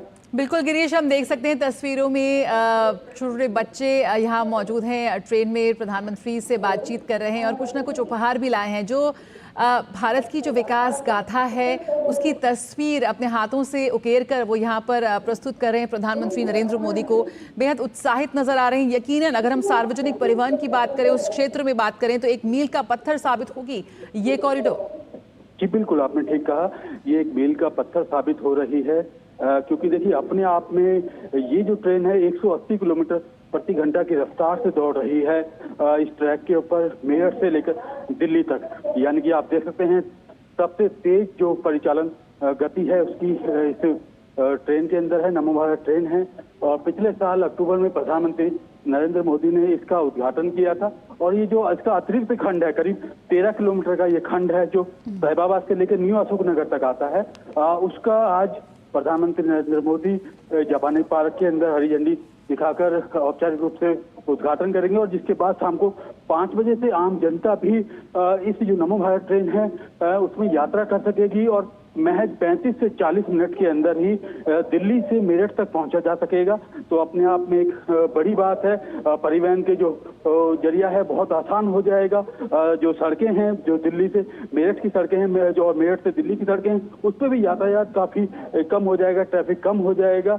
तो कहीं ना कहीं बहुत सारी उपलब्धियों से भरा हुआ ये पूरा स्ट्रेच है। इसे नमो भारत कॉरिडोर कहा जाता है और करीब 55 किलोमीटर का ये पूरा इस समय खंड आज से आरंभ हो जाएगा, जिसमें आम जनता भी यात्रा कर सकती है शाम को 5 बजे से। हालांकि अभी तक मेरठ साउथ से लेकर साहिबाबाद तक ये जो नमो भारत ट्रेन है वो दौड़ रही थी, लेकिन आज से शाम के बाद से ये साहिबाबाद से लेकर न्यू अशोकनगर तक भी शुरू हो जाएगी आम जनता के लिए। तो अपने आप में एक बड़ी उपलब्धि कह सकते हैं दिल्ली एनसीआर के लोगों के लिए ये होने जा रही है। और बिल्कुल, और गिरीश अत्याधुनिक सुविधाओं से लैस है ये, बिल्कुल विश्व स्तरीय इंफ्रास्ट्रक्चर के साथ इसका निर्माण किया गया है और किराया मात्र 150 रुपए। जी बिल्कुल, किराए की अगर बात की जाए जया, तो किराया महज दिल्ली से लेकर मेरठ तक 150 रुपए है। और अगर हम न्यू अशोकनगर से अगर हम आनंद विहार की बात करते हैं तो 30 रुपए के अंदर यहाँ से आनंद विहार तक जाया जा सकता है। इसके साथ ही अगर साहिबाबाद जाना है तो वहाँ करीबन 50 रुपए के अंदर पहुंचा जा सकता है।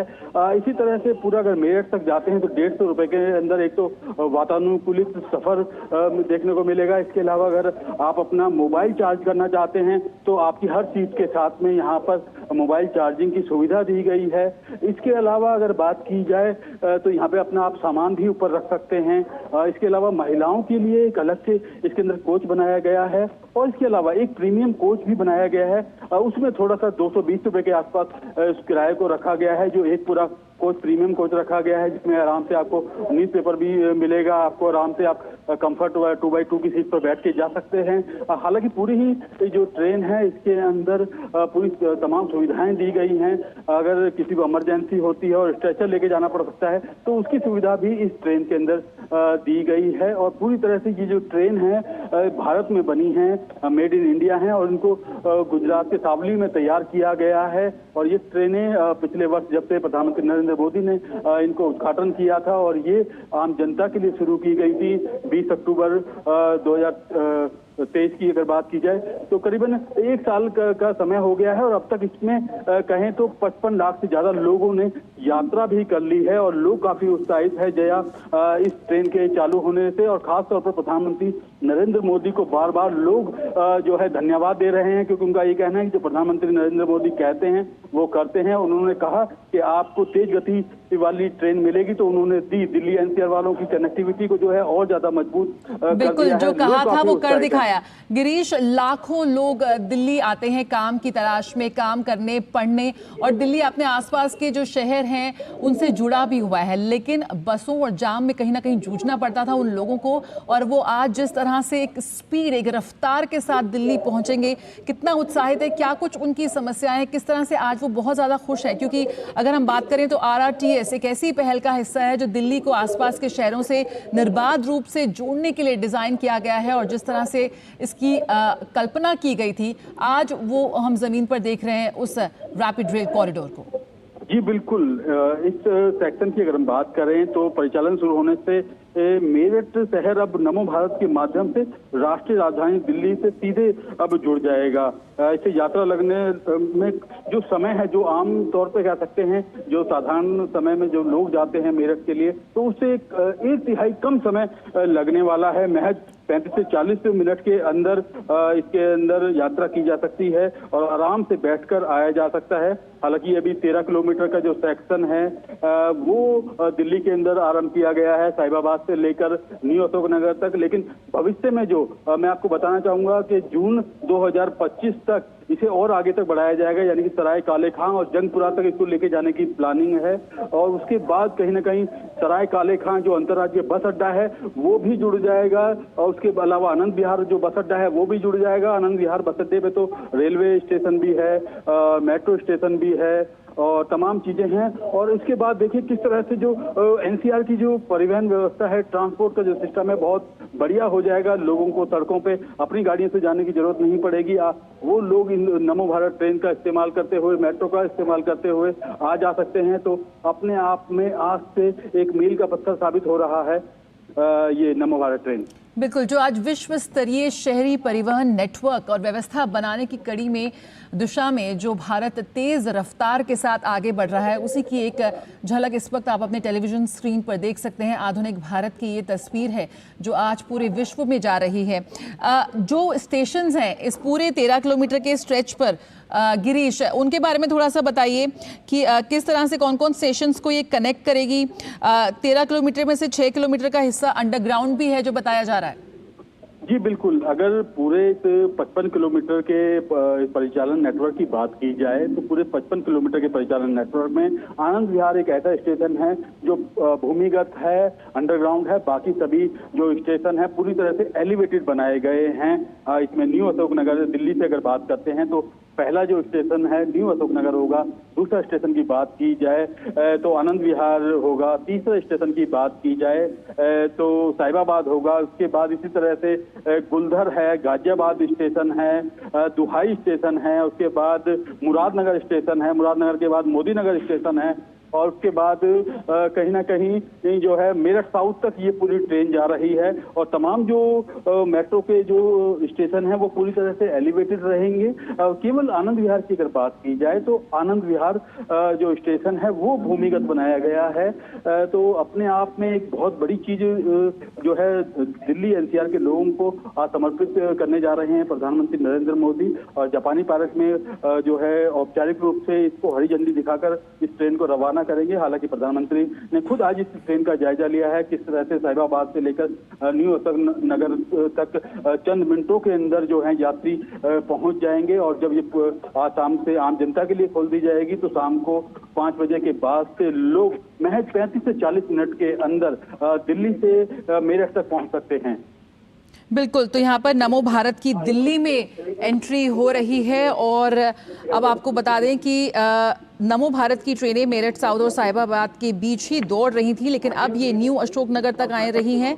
और इस तरह से पहली बार नमो भारत की दिल्ली में एंट्री हुई है, प्रवेश हुआ है। दिल्ली में एंट्री के साथ ही अपनी तरह की देश की पहली हाई स्पीड रैपिड रेल का सफर बढ़कर अब 55 किलोमीटर का हो गया है। अगर इस पहली हाई स्पीड रैपिड रेल की अगर हम बात करें, उसको लेकर क्या कुछ एक जिस तरह से विश्व स्तरीय एक कनेक्टिविटी और नेटवर्क का जो सपना यहाँ पर देखा है भारतवासियों ने, उसकी एक झलक हम देख रहे हैं। इस रैपिड रेल की अगर हम बात करें, हाई स्पीड रैपिड रेल, किस तरह से, गिरीश आपने भी इसमें सफर किया, कैसा रहा आपका अनुभव? देखिए जरा मैं आपको बताना चाहूंगा क्योंकि कल मैं खुद इसमें यात्रा की थी। तो जब मैं मुरादनगर और मोदी नगर के आसपास पहुंचता हूं तो मैंने खुद अपनी आंखों से इसकी जो परिचालन की जो स्पीड थी वो 160 किलोमीटर प्रति घंटा देखी थी। हालांकि 180 किलोमीटर प्रति घंटा की रफ्तार से ये सबसे तेज चलने वाली देश की पहली रैपिड रेल है जिसका नाम नमो भारत ट्रेन है। और इस नमो भारत कॉरिडोर पर जब आप भी कभी यात्रा करने का आपको मौका मिलेगा तो आप भी एहसास करेंगे कि भारत में निर्मित ये जो ट्रेन है कितनी गति के साथ ट्रैक पे दौड़ती है, तो अपने आप में खुशी की एक अनुभूति होगी आपको भी। और आज इसका जो जायजा है प्रधानमंत्री नरेंद्र मोदी ने खुद लिया है। साहिबाबाद से बैठकर वो न्यू अशोकनगर तक आए हैं और उन्होंने देखा कि कितनी गति से हमारी ये जो नमो भारत ट्रेन है वो दौड़ रही है। और क्योंकि ये हाई स्पीड ट्रेन है और हाई स्पीड ट्रेन पहली बार दिल्ली के अंदर प्रवेश किया है इसने आज, और आम जनता शाम को 5 बजे के बाद से इसका लाभ उठा सकेगी और लोग इसके अंदर यात्रा कर सकेंगे जया पूरी तरह से। और महज 150 रुपए के अंदर पूरा वातानुकूलित सफर ये होगा मेरठ तक जाने के लिए, और मेरठ से दिल्ली आने के लिए भी महज 150 रुपए में आया जा सकता है। और अगर एक स्टेशन की बात की जाए जया, तो यहाँ से अगर आनंद विहार जाते हैं तो महज 30 रुपए के अंदर न्यू अशोकनगर से आनंद विहार तक जाया जा सकता है। तो अपने आप में अत्याधुनिक ये ट्रेन है और हाई स्पीड इसे ट्रेन कहा जाता है और देश की पहली रैपिड रेल है जिसे नमो नाम दिया गया है। और प्रधानमंत्री नरेंद्र मोदी ने पिछले वर्ष इसका उद्घाटन किया है और अब तक 55 लाख से ज्यादा लोग इसमें यात्रा भी कर चुके हैं। और इसकी जितनी तारीफ की जाए उतनी कम है, क्योंकि इसमें 2x2 की सीटें लगाई गई हैं, इमरजेंसी के कई चीजें भी यहाँ पर लगाई गई हैं। खास तौर पर अगर यहाँ बात की जाए तो आराम से पैसेंजर बैठ के जा सकते हैं, अपना लगेज रख सकते हैं, अपना सामान रख सकते हैं, अपना मोबाइल चार्ज कर सकते हैं। वरिष्ठ नागरिकों और दिव्यांगजनों के लिए अलग से सीटें इसमें लगाई गई हैं। तो अपने आप में अलग हटकर और अत्याधुनिक जो है सुविधाओं से लैस इस ट्रेन को बनाया गया है।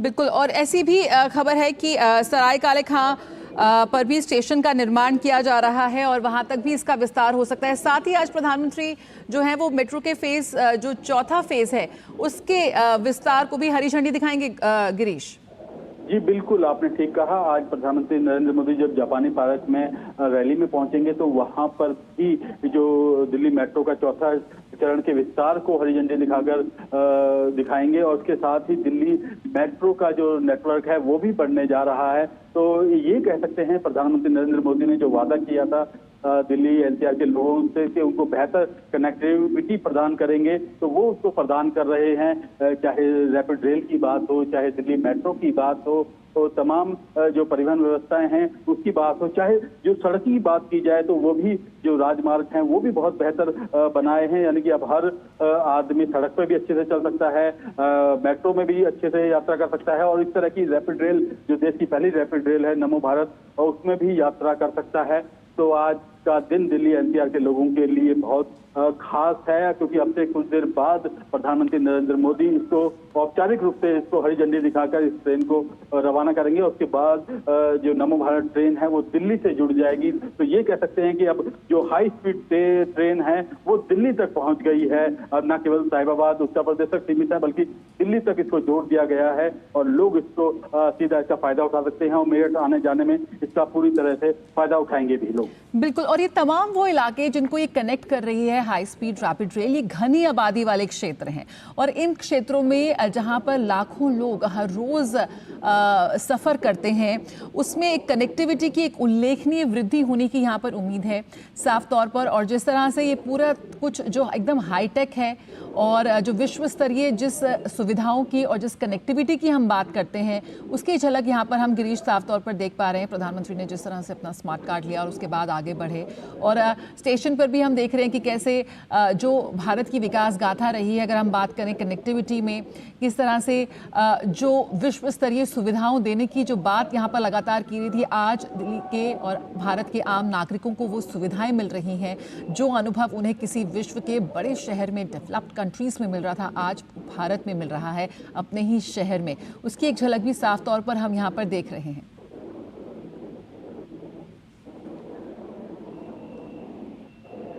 गिरीश, हम तस्वीरों में ये भी देख रहे हैं कि किस तरह से प्रधानमंत्री से मुलाकात करते नजर आए। ट्रेन में जो सफर कर रहे थे लोग, क्या कुछ बातचीत आपकी भी क्या हुई? कितने उत्साहित वो नजर आए प्रधानमंत्री से बातचीत कर उनके साथ ट्रेन में सफर करके?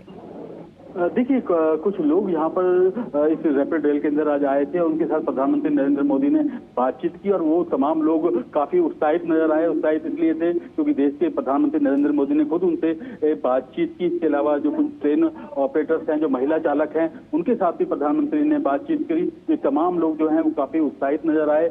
उत्साहित इसलिए थे क्योंकि प्रधानमंत्री पहुंचे हैं और इस जो ट्रेन के अंदर प्रधानमंत्री ने आज खुद पहले इसका टिकट खरीदा। टिकट खरीदने के बाद उन्होंने इस ट्रेन में एंट्री करी और साहिबाबाद से लेकर न्यू अशोकनगर तक की यात्रा की और न्यू अशोकनगर में यहाँ पर पहुंचने के साथ ही उन्होंने यहाँ पे एक एग्जीबिशन है उसको भी देखा और साथ में उनको रैपिड रेल जो नमो भारत कॉरिडोर की तरफ से, एनसीआरटीसी की तरफ से एक प्रतीक चिन्ह भी दिया गया जो पूरी तरह से नमो भारत ट्रेन का एक मॉडल था, उसको कहीं ना कहीं यहाँ पर प्रदान किया गया प्रधानमंत्री नरेंद्र मोदी को।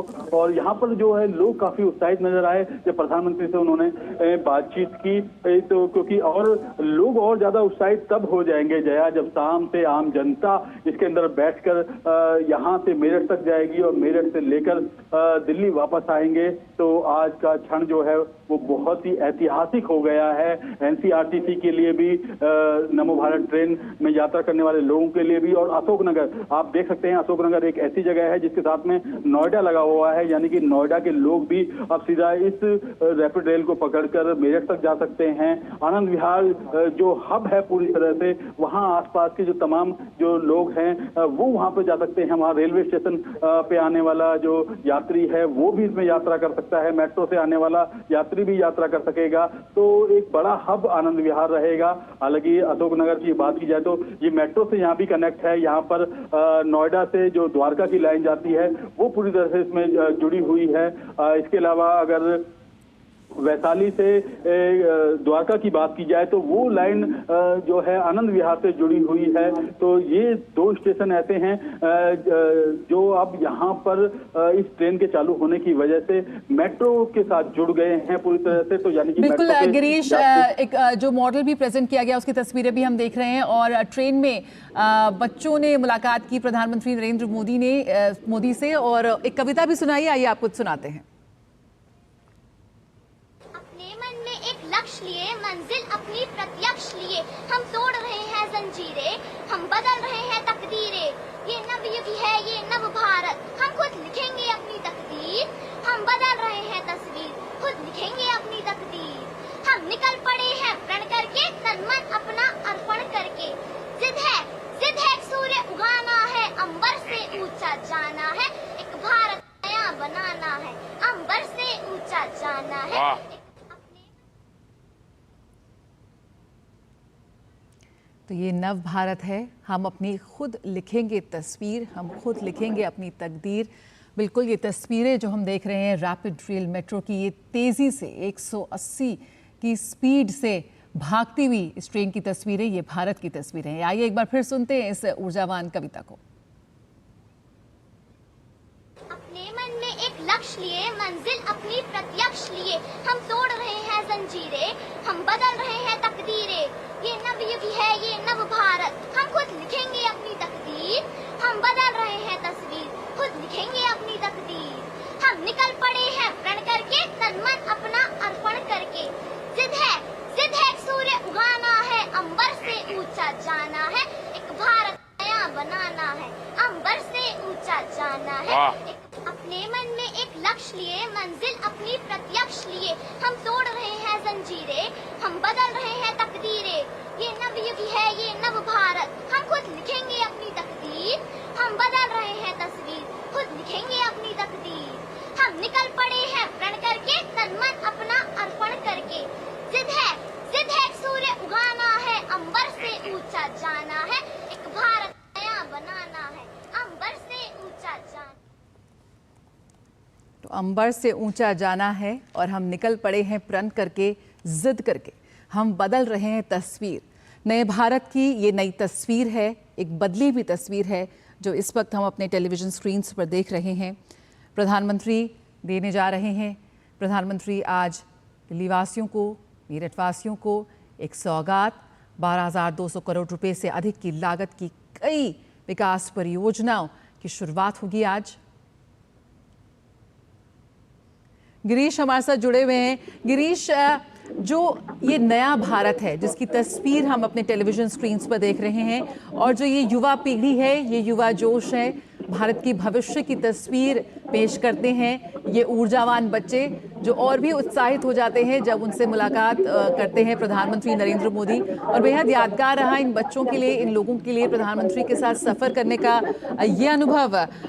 किस तरह से दिल्ली, मेरठ, नोएडा, आसपास के तमाम इलाकों की तस्वीर, दिशा को बदलती भी नजर आएगी ये रैपिड रेल। देखिए जया, बिल्कुल दिल्ली एनसीआर की सबसे मजबूत परिवहन की व्यवस्था इसे कह सकते हैं एनसीआरटीसी की ये रैपिड रेल है, यानी कि नमो भारत ट्रेन है। और जो आज प्रधानमंत्री ने बातचीत भी की है इन युवाओं से, खास तौर पर महिला चालक जो हैं, इस ट्रेन ऑपरेटर जो हैं, उनसे बातचीत की है। कुछ युवाओं से जो बातचीत की है, युवाओं ने अपनी जो कलाकृति हैं वो भेंट की हैं। उसके वाला कुछ स्कूल के विद्यार्थी थे, इन्होंने प्रधानमंत्री को कविताएं भी सुनाई थी। तो काफी जो उत्साह है इन बच्चों के अंदर साफ देखने को मिल रहा है। और अब से कुछ देर बाद हम आपको इन बच्चों से बातचीत करके भी दिखाएंगे कि किस तरह से इन बच्चों का उत्साह रहा और प्रधानमंत्री से बातचीत करके इनको कैसा लगा। तो आज का दिन इन बच्चों के लिए भी बहुत ऐतिहासिक बन गया है, क्योंकि प्रधानमंत्री नरेंद्र मोदी ने उनसे सीधे बातचीत की है। बच्चे भी काफी उत्साहित हैं, उन्होंने अपने अनुभव पीएम से साझा किए। एक दो बच्चों ने कविताएं भी सुनाई, जो कलाकृति हैं कुछ युवाओं ने वो प्रधानमंत्री को भेंट की।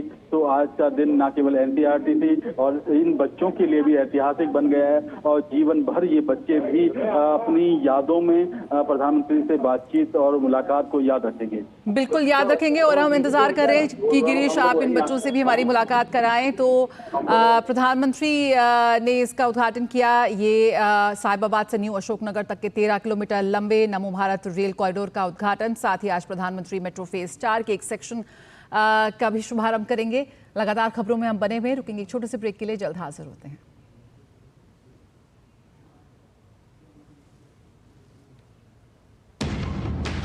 झूठ से भी खतरनाक होता है अधूरा सच, और वैसे ही खतरनाक होती है अधूरी खबर, क्योंकि हर खबर के साथ जुड़ा होता है उसका इतिहास, वर्तमान और भविष्य। देखिए हर बड़ी खबर जिसमें होगा तथ्य, तर्क और सबूत।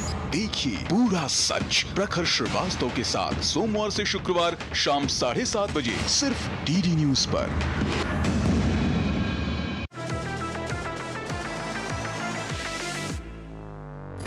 ये है डीडी न्यूज का साइबर अपराध के खिलाफ हल्ला बोल। Digital arrest, sextortion, financial frauds, cyber bullying, तमाम मुद्दों पर आपको जागरूक करते हुए आपको रख रहा है इन साइबर अपराधियों से एक कदम आगे। देखिए मेरे साथ साइबर अलर्ट हर शनिवार रात 9 बजे सिर्फ डीडी न्यूज पर। एक जमाने से कहानी है सुना रही आकाशवाणी, फिर आया एंटरटेनमेंट का रेवोल्यूशन, जब कोने कोने पहुंचा दूरदर्शन। कहानी नहीं बदली, स्टाइल गया है बदल। जो कहानियां हम सुनते आए, देखते आए, अब वही वैसी ही कहानी सुनाएगा digital. Download waves OTT app now and watch for free.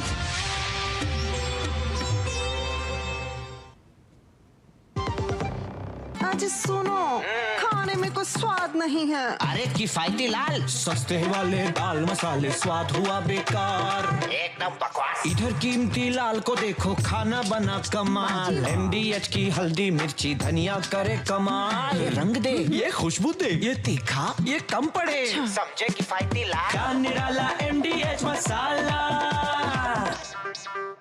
जब धरती चीर कर निकलता है लोहे का पत्थर और मिलता है मोंगिया के जोश से, फिर तपता है, पिघलता है और बनता है फौलाद। अब होता है सरिया सारी खूबियों के साथ। मोंगिया स्टील, मजबूत देश का मजबूत सरिया। जब भी दुनिया में मेट्रो ट्रेन की बात होती है तो भारत की मेट्रो का भी नाम उसमें प्रमुख रूप से शामिल होता है। दुनिया की 5वीं सबसे बड़ी अर्थव्यवस्था वाले देश में मेट्रो रेल नेटवर्क तेजी से फैल रहा है। वर्तमान में भारत का मेट्रो रेल नेटवर्क 1000 किलोमीटर तक पहुंच गया है, जो चीन और अमेरिका के बाद दुनिया का तीसरा सबसे बड़ा मेट्रो नेटवर्क बन गया है। दिल्ली मेट्रो की शुरुआत 2002 में हुई थी, जबकि भारत की पहली मेट्रो 1984 में कोलकाता में चली थी। साल 2014 में देश में मेट्रो नेटवर्क केवल 248 किलोमीटर तक सीमित था और मेट्रो केवल 5 राज्यों के 5 शहरों में ही चलती थी। लेकिन मोदी सरकार के सत्ता में आने के बाद से मेट्रो नेटवर्क में 4 गुना वृद्धि हुई है। वहीं आज मेट्रो और नमो भारत नेटवर्क 23 शहरों में 1000 किलोमीटर का आंकड़ा छू चुकी है। लगभग 1000 किलोमीटर मेट्रो रेल परियोजनाएं निर्माणाधीन हैं। केंद्रीय मंत्री हरदीप सिंह पुरी के मुताबिक आने वाले 2 से 3 वर्षों में भारत अमेरिका को पीछे छोड़कर दूसरा सबसे बड़ा मेट्रो नेटवर्क वाला देश बन सकता है।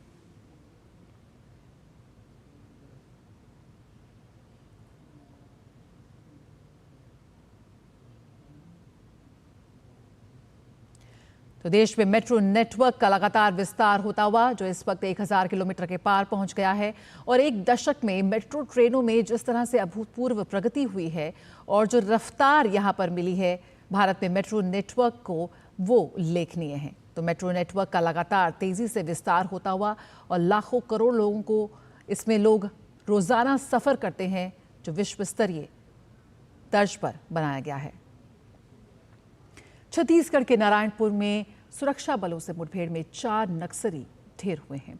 वहीं इस मुठभेड़ में जिला रिजर्व गार्ड का एक जवान भी शहीद हुआ है। नक्सल विरोधी अभियान के तहत जिला रिजर्व गार्ड और एसटीएफ के संयुक्त दल को शुक्रवार को अबूझ माड़ क्षेत्र में रवाना किया गया था।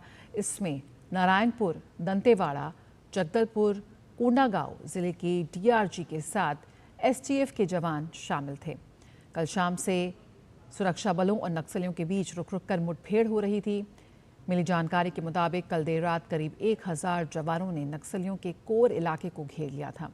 दोनों तरफ से रुक रुक कर गोलीबारी हुई और इस मुठभेड़ में सुरक्षा बलों ने 4 माओवादियों को मार गिराया और इसमें डीआरजी का जवान सन्नू कारम शहीद हो गया। जवान अब भी मौके पर ही मौजूद हैं। मौके पर से AK-47, SLR जैसे ऑटोमेटिक हथियार बरामद किए गए। अभी मुठभेड़ और तलाशी अभियान जारी है। विश्व हिंदू परिषद की ओर से आंध्र प्रदेश के विजयवाड़ा में हैदव संखरवम अभियान की शुरुआत की गई।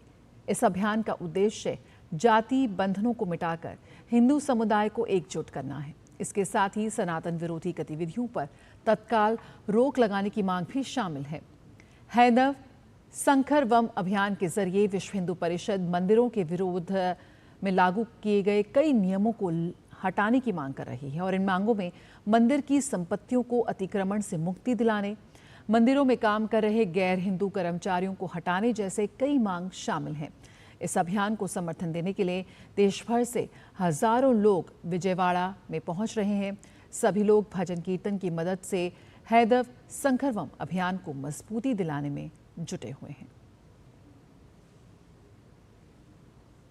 राज्यसभा सांसद स्वाति मालीवाल ने महिलाओं को 1000 रुपए नहीं देने को लेकर पंजाब की आम आदमी पार्टी सरकार पर हमला बोला है।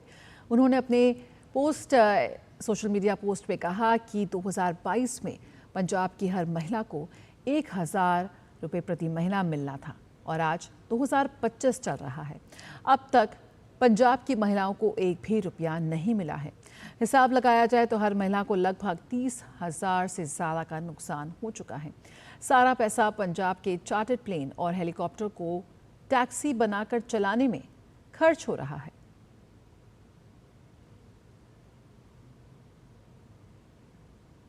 बात करें प्रयागराज की तो वहां महाकुंभ की तैयारियां जोरों पर हैं।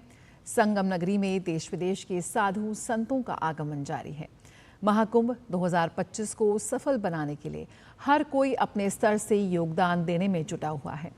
इस बीच किन्नर अखाड़े से जुड़े सदस्यों ने भी हवन कर महाकुंभ की सफलता की कामना की। साथ ही वाद्य यंत्रों की धुन पर मंगल गीत भी गाए।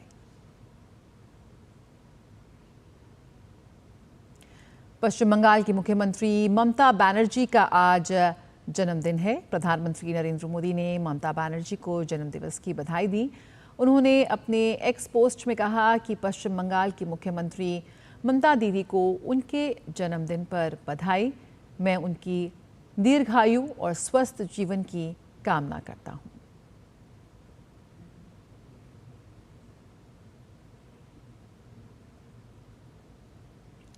जम्मू कश्मीर के डोडा जिले में बसा शहर भद्रवाह इस समय बर्फ से ढका हुआ है और इलाके में हुई बर्फबारी के कारण यहां भारी संख्या में पर्यटक पहुंचे हैं, जहां उन्होंने बर्फ का खूब आनंद लिया। भद्रवाह की पहली बार यात्रा करने वाले पर्यटक बर्फ को देखकर बेहद उत्साहित नजर आए। मौसम विभाग के अनुसार 6 जनवरी तक जम्मू कश्मीर में तेज हवाएं चल सकती हैं, साथ ही बर्फबारी की भी संभावना है। पर्यटकों में कई ऐसे थे जिन्होंने जिंदगी में पहली बार बर्फ देखी। ये सपना था मेरा कि मैं बर्फ़ देखूं। आज तक मैंने सिर्फ फ्रिज में ही बर्फ़ देखी थी और आज सामने से बर्फ़ देख के मुझे बहुत बहुत बहुत अच्छा फील हो रहा है। This is once in lifetime experience for each one of us. This is so beautiful.